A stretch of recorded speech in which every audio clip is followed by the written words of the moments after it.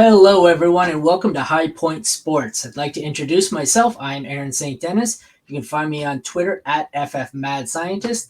I will be your Cleveland Browns correspondent, and I've got my buddy here, Jesse. You want to introduce yourself? Yeah, I'm Jesse Moeller. You can find me at right down or down below, jmoeller05, and I am the Seattle Seahawks High Point correspondent.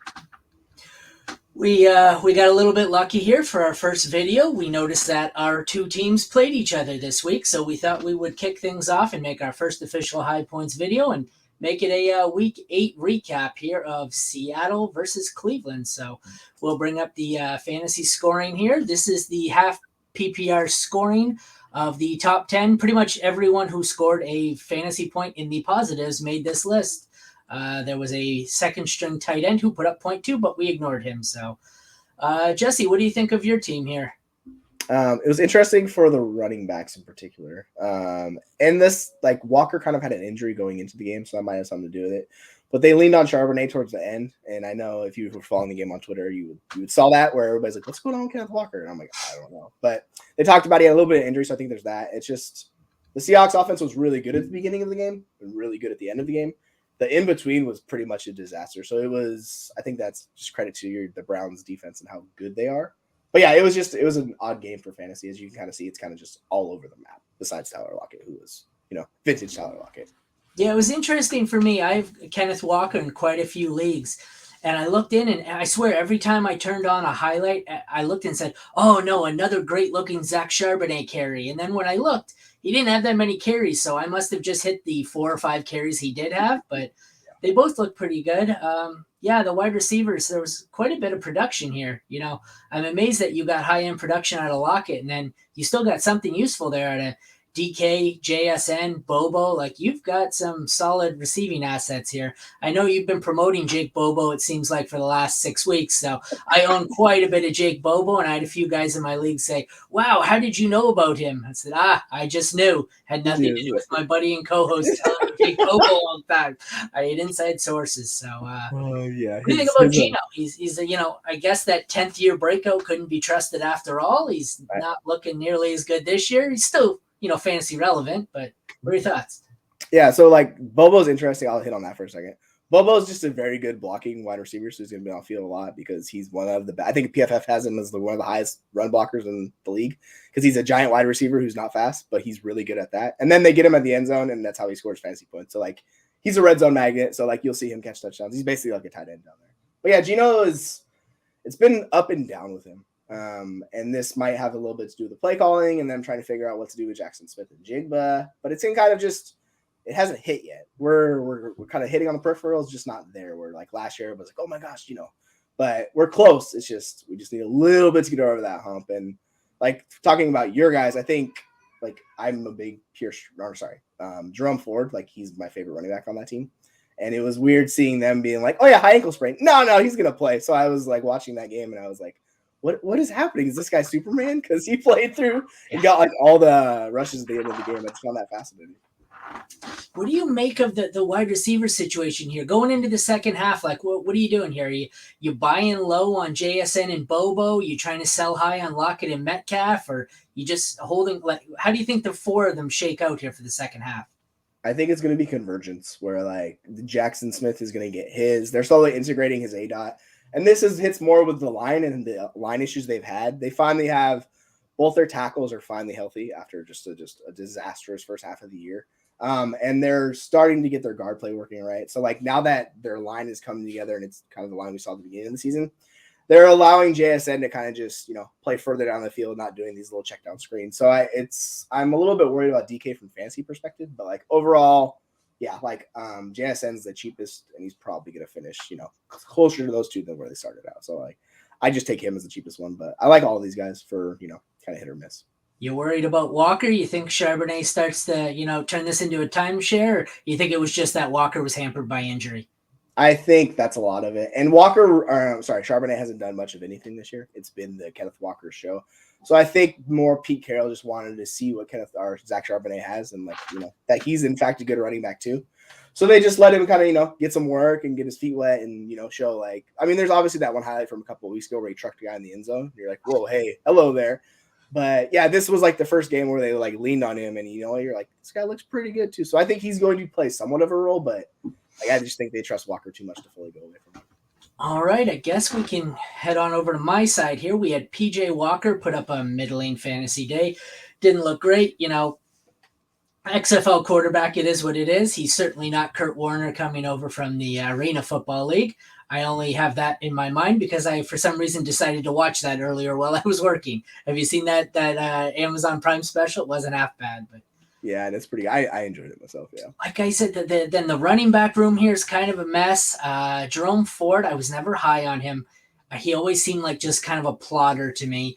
Obviously, he was hampered by the injury, so the fact that he even played is surprising. I don't know what to make of this running back room. Kareem Hunt, does he have anything left in the tank? Pierre Strong, I thought was fast and explosive, and I had high hopes for him in New England. I'd love to see him get a role here. Signing Hunt kind of ruins that for me. I would have rather seen Ford and Strong take this here and have a 1-2 punch. I kind of think they're, they have different roles here. I think Strong is more suited to the outside explosive runs, whereas Ford's kind of the up the middle thumper. I don't know. What do you think of these guys here? I'm curious because like I was surprised at how thin Pierre Strong looks, like particularly next to Kareem Hunt, he's a big boy, right? Yeah, you see Pierre Strong, you're like, that dude is just he's skinny. So I was like, oh yeah, he's not gonna get any of that inside work of the goal line stuff. So I'm curious to see how it shakes out. But like they have 3 guys that they can count on, which is you ask any NFL team, like that's a good thing, right? So I mean, I've been preaching about Jerome Ford for a while, but I think all these guys, like you're saying, hit on a different skill set. I'm curious more how you would expect this like backfield to shake out like moving forward. It scares me. I think the one I'm acquiring least is Ford because he seems to have the highest cost right now. I'm not sure this is anything more than a committee. I'll take my shots at Kareem Hunt on the bench. I think a lot of them are RB2 flex worthy players. Even Strong, even lower than that. I can't say like I think I'd easily take Walker over any of these 3 here. Sorry about Hello. that. If it's a Hunt, I'd like him the most as the one, the standalone here, but I think it's more split up. I guess what we're looking at now looks like Deshaun Watson is looking good in practice, and he projects to play. I think if I'm reading this right. As far as I've heard, I'm not 100% sure on that, but like that whole thing, yeah, I'm curious. Like, can you hit on that the quarterback room because that's just seems like nobody knows what's going on. Well, so I mean, I get it. Watson hasn't looked good in a year and a half. He missed a lot of time. He's dealt with a lot of injury. He is still significantly better than PJ Walker. I think he's at this point he's probably just a low end QB1, but I'm kind of curious to see what he does here for this wide receiver room, which we'll get into. Amari Cooper's probably the most locked and loaded out of the bunch. At least when he's home, not necessarily so when he's on the road. I'm interested to see here what this does for Eli Moore, the Donovan Peoples-Jones trade to Detroit. Actually, we looked up before this. He played 83% of snaps and didn't record a target or a stat. I get it. He's not being used. Maybe they just weren't happy with him. I'd like to know, is this going to open up anything more for Eli Moore? Do Cedric Tillman or David Bell or somebody else get more of a role? Or is this just going to be divvied up by Amari Cooper and David Njoku? My gut tells me, like, I think it's going to benefit Njoku the most, but there's got to be some form of bump for Eli Moore here, unless he's just completely written off, in which case you would think that means Cedric Tillman probably has to get involved a little bit more.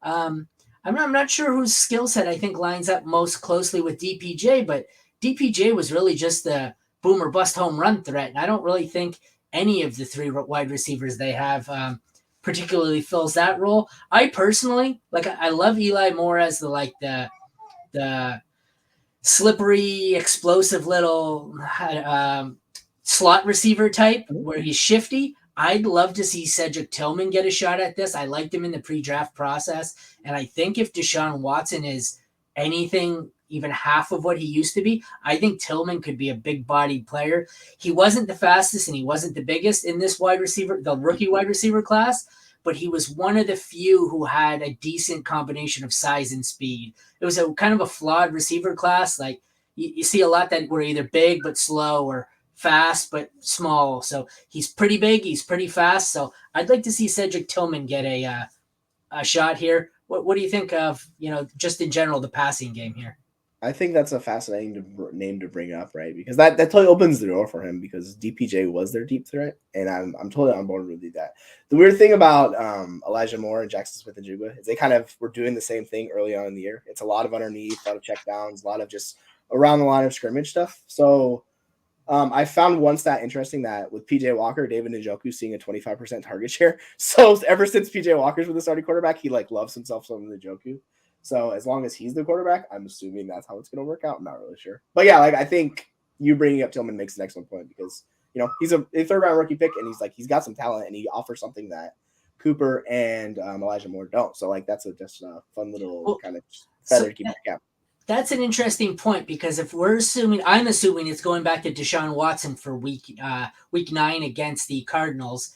And if that's the case where he's not going to be relying as heavily on Njoku, then unless they're just going to feed Cooper massive volume, one of either Elijah Moore or Cedric Tillman has have some fantasy relevance here.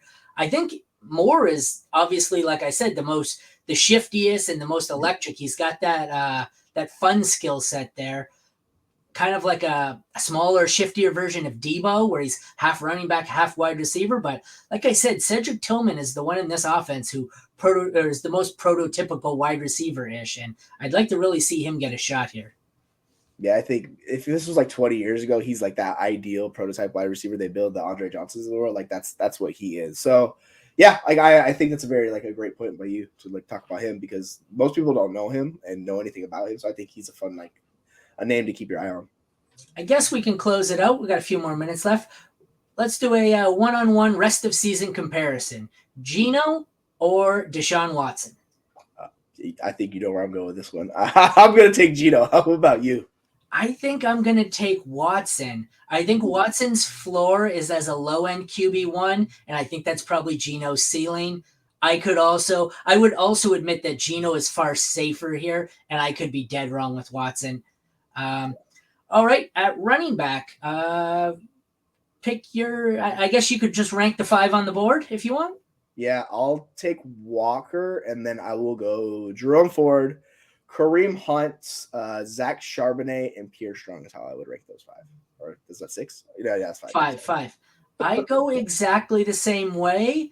I would like to see after this week if that changes, whether or not I flip-flop Hunt and Ford. Right now it's, like you said, Walker, Ford, Hunt, Charbonnet, Strong, but that could change if we have, if we find out that maybe this wasn't just the injury and Ford's usage is going to be more of a committee.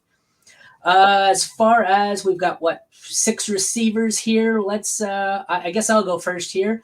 I would like to take, this is a tough one. We've got some tough assets here. I think I'm going to go DK, Amari Cooper, Lockett, JSN, Eli Moore, and then I'm going to throw in then I'll go Bobo and then throw in Tillman off the board out of nowhere. But it's pretty close. We've got 3 at the top that are close, and then I think 4 at the bottom who are all bunched together. Yeah, I think it's really, and I think this depends on how you look at those quarterbacks, right? And that's my daughter who's a big fan of them, I guess. But if you're planning on Watson being the guy we've seen in the past, then I would take Cooper as the first guy. Otherwise, if you're not having faith in him, I'm going to take DK, then Cooper, and then I'm really torn between Lockett and JSN. I think they're really close actually moving forward, and then I'll go Elijah, and then I would take Bobo. It's just riding with those random touchdowns he's going to give you every week. I think what's the word I'm looking for? The tight end one is pretty easy for us both. I think it's probably pretty easily Njoku. The Seahawks seem to be running tight end by committee. It seems like they have 2 or 3 touchdowns from tight ends every week, and it's never the same tight end. Would you agree that it's pretty easily Njoku there? 100%, yeah. As frustrating as he's been, the Seahawks tight end room is a whole other ballgame. You don't know what you're getting out of them each week. And then I'm trying to look at the ranks here. For kicker, we have Dustin Hopkins as the 4 on the year, and Myers is 15. So Uh, my gut told me Hopkins, and I think that's probably where I'm going to stick. And then DST, I think, I don't know about you, I see Cleveland as one of the probably top 3 defenses. I think it's Dallas, and then maybe them, and then San Francisco, but they're definitely the fantasy defense I want. I'd like to avoid them. They got a couple of tough matchups. I don't really want to play anyone against Cincy, but I think I'd fairly easily take the Browns on this one. Yeah, I'm with you. I will say the Seahawks upgrading their D line with the deal for Williams from the Giants helps them out a lot. I still think the Browns defense is better, but I see the Seahawks defense getting better each week now. So they'll probably close the gap on that. All right, well, that is a wrap for the High Points Week 8 recap featuring the Cleveland Browns, who lost 24-20 to the Seattle Seahawks. Once again, I am Aaron St. Dennis. Find me on Twitter at FFMadScientist. I'm your Cleveland Browns High Point representative, and Jesse J. Moeller at JMoeller05 on the other side. He is representing the Seattle Seahawks. You can catch us on at High Points or at H Point Sports on Twitter, or play_High Point on YouTube. Once again, thank you for joining us for our first video. Take care. We will see you next time.